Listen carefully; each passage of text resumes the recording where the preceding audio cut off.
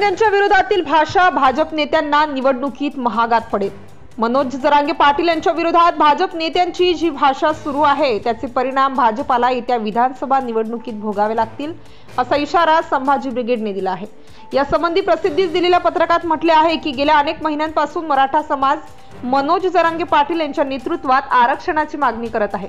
यासाठी संविधानाने दिलेल्या अधिकारात राज्यभरातील मराठा समाज शांततेत विविध प्रकारचे आंदोलने करत आहे।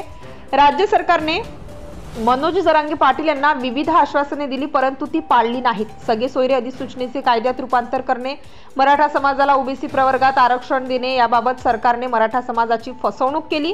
याचा परिणाम म्हणजे लोकसभेच्या निवडणुकीत भाजप सर्व सत्ताधारी महायुतीतील पक्षांचा दारुण पराभव झाला। या गोष्टीचा भाजप नेत्यांनी गंभीरपणे विचार करून मराठा समाजाच्या आरक्षणासाठी राज्य तसेच केंद्र सरकारवर दबाव आणायचं सोडून उलट ते मराठा आरक्षणासाठी मराठा समाजाची लढाई लढत असलेले मनोज जरांगे पाटील यांच्या विरोधात रोज अपमानास्पद भाषा वापरत आहेत। याचा दणका भाजपच्या या वाचाळवीरांना संपूर्ण महाराष्ट्रभरातील सकल मराठा समाज येत्या विधानसभेत नक्कीच देणार, हे काळ्या दगडावरची पांढरी रेष आहे।